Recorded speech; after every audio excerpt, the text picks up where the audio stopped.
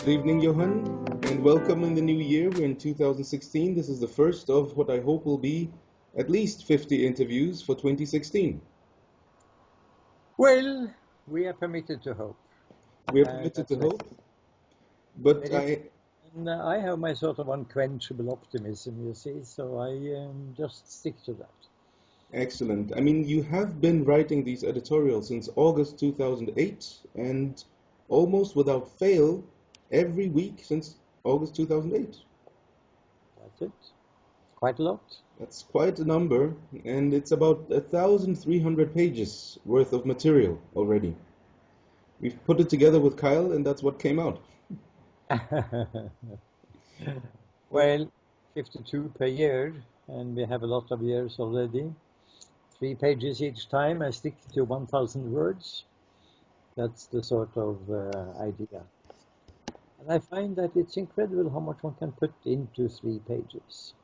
So I kind of disciplined myself to try to write a reasonable essay with a lot of content in 3 pages. One of the things that you also do is that you, every new year, you sort of have wishes that you share with the world.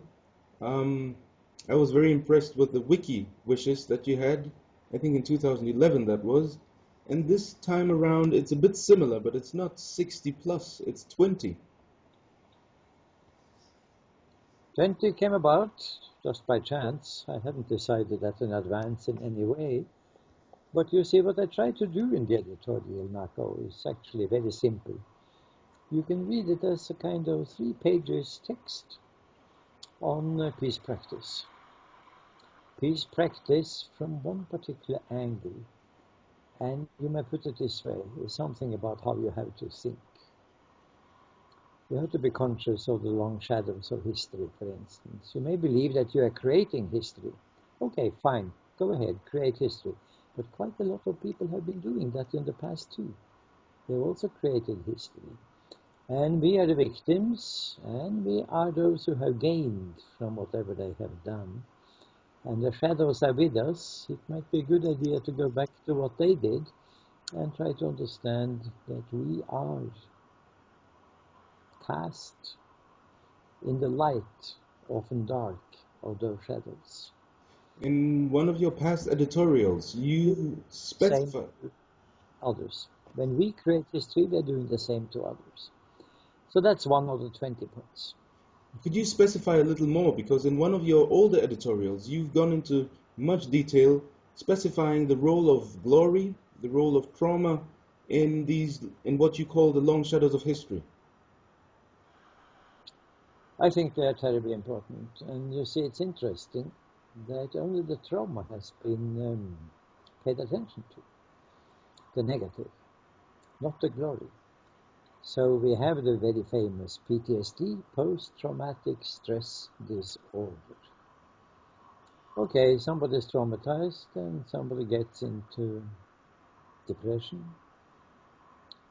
retires, retracts, maybe even bipolar depression, comes out of it once in a while in a manic effort to recreate the past and slumbers down into depression again. There are many ways of describing it. But what I'm pointing to is that maybe even more important is what I call not post-traumatic stress disorder, but post-glory exuberance disorder. So that would be PGED, post-glory exuberance disorder. You have won victory militarily, or in some other way. You also have won politically, economically, and you love it. And you would like more of it. More and more and more. And you're sort of taken by it, and you are the victim, if you will, of that intoxication. And instead of feeling depressive, you become manic. You become manic in a certain sense. I think much more attention has to be paid to that.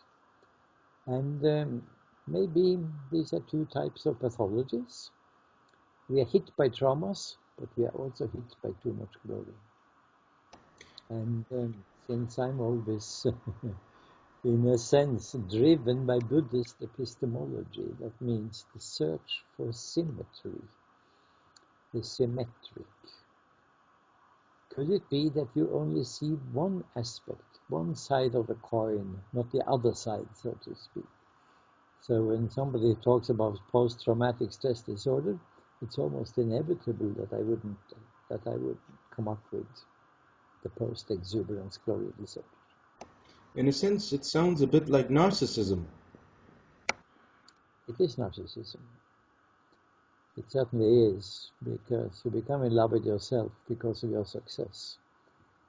And of course, if you suffer from the other one, the trauma, start hating yourself. And you don't like the shell you are living in. You want to escape from it, but it is difficult, very difficult. Yes, it sounds like narcissism. That's exactly it. And this, And you know, if you're that one, then if you continue, you want more glory, then forces will gang up against you and they will say, he's had enough, this is enough, good enough for him or her. And then you get paranoid too, because you feel persecuted. I'm so clever, why should people gang up against me? Now, narcissism plus paranoia is the classical psychosis. In other words, both of them are dangerous, but they're dangerous in very different ways. so thank you for this one, and the relevance of this, particularly at the macro analytical level, is what you've been pointing out in your work, and particularly in The Fall of the US Empire, your book published in 2008. Yes?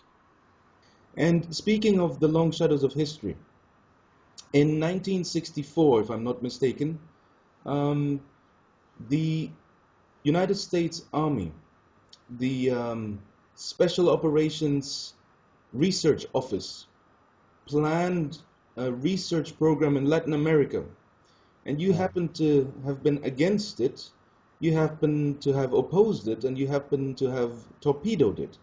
And this is what I know. It was vetted with $6 million and was supposed to be a research project to last for 4 years. And that's 1964 to 1968, preceding Daniel Ellsberg's Pentagon Papers.